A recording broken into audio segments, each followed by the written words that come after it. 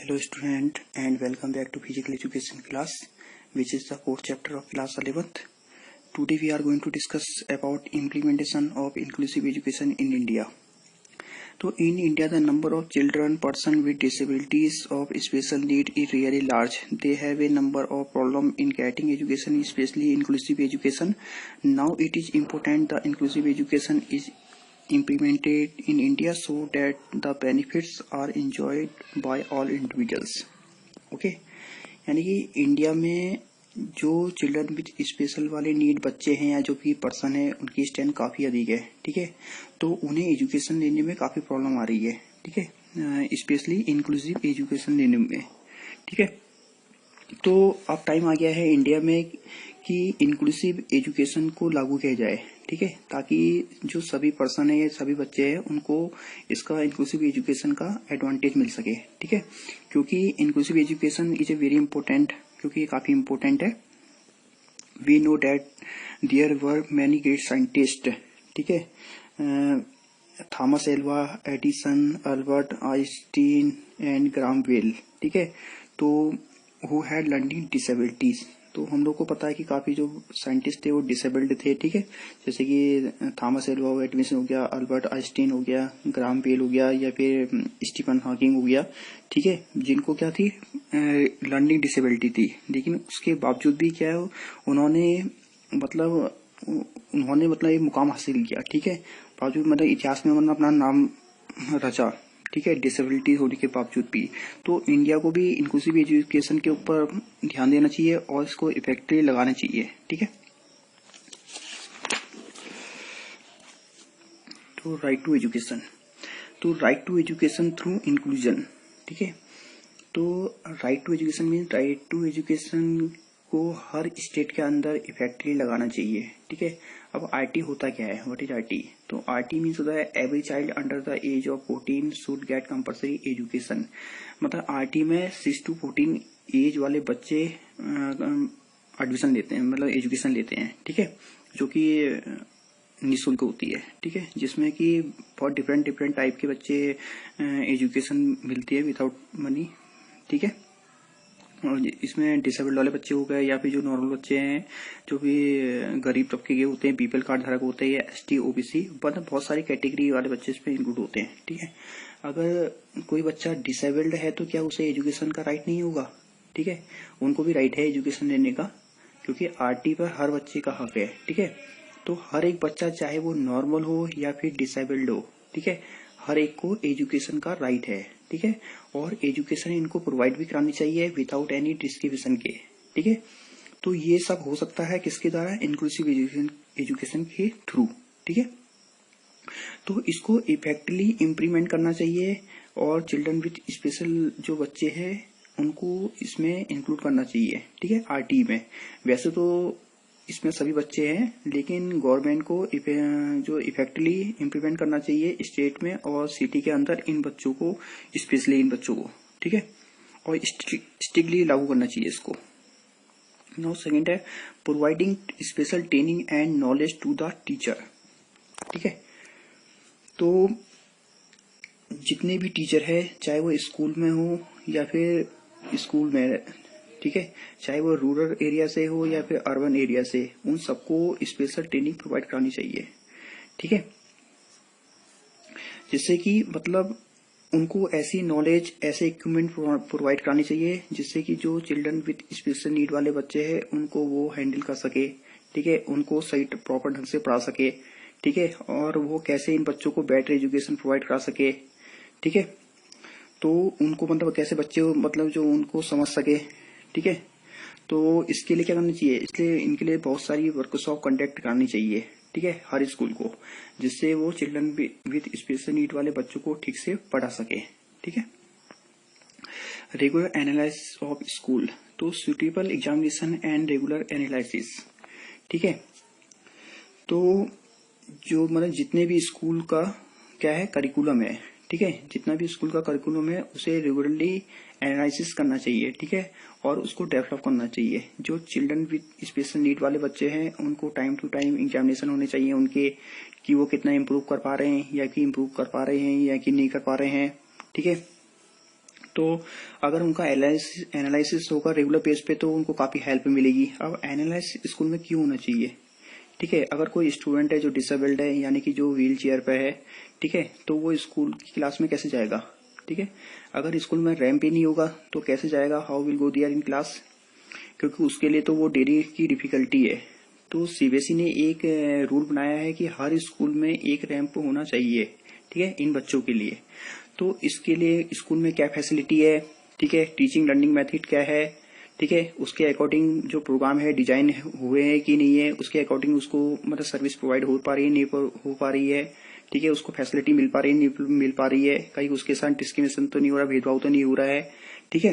तो इस सबको मतलब क्योंकि ये क्या है, क्योंकि ये भी मतलब वो भी क्या है, एजुकेशन के पार्ट है, ठीक है। तो इसलिए एनालिसिस होना चाहिए रेगुलर बेस पे, ठीक है। 9 है प्रॉपर इम्प्लीमेंटेशन, ठीक है। तो equal treatment rather than sympathy, availability of proper research, ठीक है। तो for proper implementation of inclusive education in school, the differently students should treat equally as normal student, ठीक है। तो जो ये बच्चे कौन, जो चिल्ड्रन विद स्पेशल नीड वाले जो बच्चे हैं, ठीक है, तो इन लोगों को भी क्या नॉर्मल बच्चों की तरह ही ट्रीट करना चाहिए, ठीक है। इन बच्चों को मतलब सोसाइटी में मतलब अलग नहीं करना चाहिए इनको, ठीक है। इन बच्चों को मतलब सिंपैथी वाला बिहेव भी नहीं करना चाहिए, ठीक है, कि इनके बस की कुछ नहीं है, इनसे नहीं हो पाएगा, ठीक है, ऐसा नहीं करना चाहिए, ठीक है, ठीक है। और मतलब ऐसी थिंकिंग नहीं होनी चाहिए हमारी, ठीक है, क्योंकि अगर वो डिसेबल्ड है तो क्या हुआ, कोई नहीं। तो इन बच्चों को रिकग्नाइज करे उनके टैलेंट से, उनकी कैपेसिटी से, उनकी एबिलिटी से, ठीक है। हम लोग को उनकी कैपेसिटी एबिलिटी को देखना चाहिए, ठीक है। और मतलब उनके ऊपर कोई सिंपैथी नहीं चाहिए हम लोग को, उनको मतलब सिंपैथी नहीं दिखानी चाहिए, ठीक है। और उनको इक्वल अपॉर्चुनिटी प्रोवाइड करानी चाहिए, ठीक है। अगर इन लोग को इक्वल ट्रीट किया जाएगा तो ये भी क्या अच्छे से परफॉर्म कर पाएंगे, ठीक है, और अपना टैलेंट शो कर पाएंगे। इसलिए इनको सोसाइटी से क्या अलग नहीं करना चाहिए, ठीक है, क्योंकि वो भी सोसाइटी का एक पार्ट है, ठीक है। तो हमें क्या करना चाहिए, इन बच्चों को इक्वली ट्रीट करना चाहिए, ठीक है। और मतलब इनके साथ अगर इनको इक्वल ट्रीट मतलब अगर हम लोग इनको इक्वल ट्रीट नहीं करेंगे तो इनमें क्या आएगी, इनपे हीन भावना की मतलब हीन भावना आ जाएगी उनपे कि हमारे साथ ये ऐसा कर रहे हैं, ठीक है। तो उससे उसके जो इनका निगेटिव इफेक्ट पड़ेगा इसका। तो हमें कोशिश करनी चाहिए कि इनको मतलब इनको सिंपैथी नहीं दिखाए और इनको इक्वली अपॉर्चुनिटी प्रोवाइड कराए, ठीक है। नॉट 6 है to enroll children with special need in regular school require a lot of adjustment in term classroom transport। तो मतलब रेगुलर स्कूल में, ठीक है, रेगुलर स्कूल में जो चिल्ड्रन विद स्पेशल नीड वाले जो बच्चे हैं उनके मतलब एडमिशन के लिए उनकी क्लास, ठीक है, नामन के लिए मतलब उनकी क्लास में उनके ट्रांसपोर्ट फैसिलिटी, ठीक है, एंड एजुकेशन जो उनका मटेरियल्स है, ठीक है, तो उसकी एडजस्टमेंट करना चाहिए, क्योंकि उनके लिए डिफरेंट टाइप की इनकी आवश्यकता होती है, की नीड होती है, ठीक है। तो जो चिल्ड्रन विद स्पेशल नीड वाले जो बच्चे हैं तो उनके अकॉर्डिंग, ठीक है, तो उनके नीड के अकॉर्डिंग ही मटेरियल प्रोवाइड करानी चाहिए, ठीक है, ताकि वो अपने जो उनके फ्रेंड के साथ क्या करें सीख सके, ठीक है। और उनको मतलब ऐसी बुक्स हो गया, स्टेशनरी हो गया, एसिस्टिव डिवाइस हो गया, ठीक है, ऑडियो टॉक्स टेक्स्ट बार हो गया, ये braille audio book it should be according to children with special need, ठीक है। तो जितने भी ये इक्विपमेंट्स है ये उनके अकॉर्डिंग इनको प्रोवाइड करानी चाहिए, किसके अकॉर्डिंग, जो बच्चे चिल्ड्रन विद स्पेशल नीड है उनके अकॉर्डिंग ही इनको प्रोवाइड करनी चाहिए, ठीक है। तो sincere effort should be made to develop good relationship between families and student with disability without disabilities, ठीक है। यानी जो बच्चे कौन है, जो चिल्ड्रन विद स्पेशल नीड वाले बच्चे और जो बच्चे नॉर्मल बच्चे हैं, ठीक है, जो बच्चे नॉर्मल स्टूडेंट है, तो उनकी रिलेशन बिटवीन फैमिली, तो उनके फैमिली के बीच भी क्या होनी चाहिए, मतलब गुड रिलेशन को डेवलप करना चाहिए, प्रयास करना चाहिए, ठीक है, जिससे कि जो दोनों प्रकार के स्टूडेंट है, जो बच्चे डिसेबल्ड है और जो नॉन डिसेबल्ड है, ठीक है, जो बच्चे नॉर्मल बच्चे है और जो डिसेबल्ड बच्चे, दोनों के क्या होगा, अगर उनके परिवार के बीच उनके मतलब रिलेशन अच्छे होंगे तो उन दोनों के बीच भी उनकी रिलेशनशिप अच्छे होंगे, ठीक है। और जिससे क्या होगा, उन दोनों के जो बीच का रिलेशनशिप होगा डेवलपमेंट होंगे, ठीक है। तो स्पेशल तो स्कूल और सोसाइटी में इन लोगों को क्या होगा, नॉर्मल एनवायरनमेंट प्रोवाइड कराना चाहिए, ठीक है, जो ऐसे वाले बच्चे हैं, ठीक है, जिससे वो क्या करेंगे, एक साथ एजुकेशन ले पाएंगे, फिर एक दूसरे के साथ टाइम बिता पाएंगे, ठीक है। अगर फैमिली के साथ उनके रिलेशनशिप अच्छे होंगे तो उनका ट्रस्ट भी बढ़ेगा, ठीक है। और इंक्लूसिव एजुकेशन को लागू करने के लिए एक मतलब उपयुक्त एनवायरनमेंट भी मिलेगा उनको, ठीक है। तो हमारी कोशिश क्या होनी चाहिए, हमारी कोशिश ये होनी चाहिए कि हमें जो नॉर्मल बच्चे हैं और जो चिल्ड्रन विद स्पेशल नीड वाले बच्चे हैं, इन दोनों के फैमिली के और इन दोनों के भी रिलेशनशिप अच्छे होने चाहिए, ठीक है, जिससे कि वो मतलब उनको ज्यादा से ज्यादा एक दूसरे के साथ समय बिताएंगे, उनमें फ्रेंडशिप होगी और ट्रस्ट बढ़ेगा उनसे, ठीक है, जिससे कि उनकी जो एजुकेशन लेने की एजुकेशन प्रॉपर कर पाएंगे वो, ठीक है। For proper implementation, include education student-related materials, uniform, books, stationery, transport, allowance, stipend of for girls, boarding and loading facility, ठीक है, their future service, teaching and learning method, assistant device, etc. should be provided to student with special need by the school, ठीक है। तो inclusive education को proper मतलब implement करने के लिए तो स्कूलों के द्वारा जो चिल्ड्रन विद स्पेशल नीड वाले बच्चे हैं उनको डिफरेंट टाइप की मतलब जो उनके मटेरियल होते हैं, ठीक है, तो उनके अकॉर्डिंग उनको प्रोवाइड करानी चाहिए, जैसे कि उनको यूनिफॉर्म हो गया, ठीक है, स्टेशनरी हो गई, ट्रांसपोर्ट फैसिलिटी हो गई, और ये स्टिपेंड ऑफ गर्ल्स यानी कि स्कॉलरशिप हो गई गर्ल्स को हो गया, रीडर अलाउंस हो गया, और सपोर्ट सर्विस हो गया, बोर्डिंग लोडिंग हो गया, फैसिलिटीज हो गया, और सर्विस हो गई, और लर्निंग मटेरियल्स हो गया, असिस्टेंट डिवाइस हो गया, मेडिकल एंड एजुकेशन असिस्टेंट हो गया, etcetera should provide according to need of the student, ठीक है।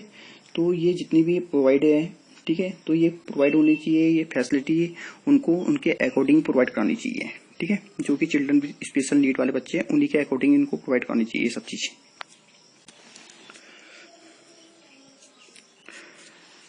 तो inclusive education should be flexible, ठीक है। तो इंक्लूसिव एजुकेशन कैसी होनी चाहिए, इंक्लूसिव एजुकेशन होनी चाहिए फ्लेक्सिबल होनी चाहिए, ठीक है।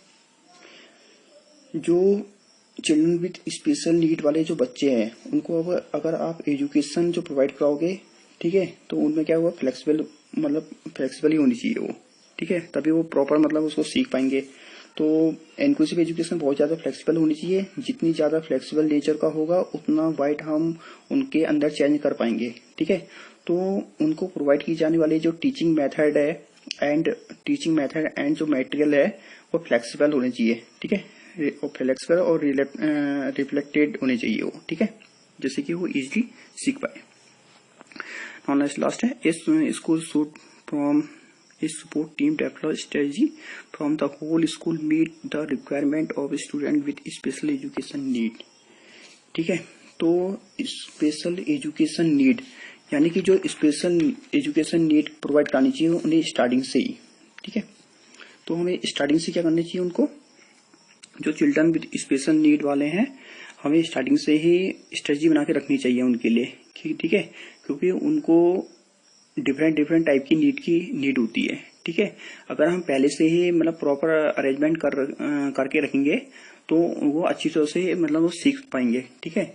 और इसके अलावा जो चिल्ड्रन विद स्पेशल नीड वाले स्टूडेंट के लिए नीड के अकॉर्डिंग ही मतलब उनकी नीड का एक स्पोर्ट मतलब सपोर्ट टीम का गठन भी किया जाना चाहिए, ठीक है, जिससे भी अगर कोई भी प्रॉब्लम आए तो वो टीम उसको फेस कर सके, ठीक है।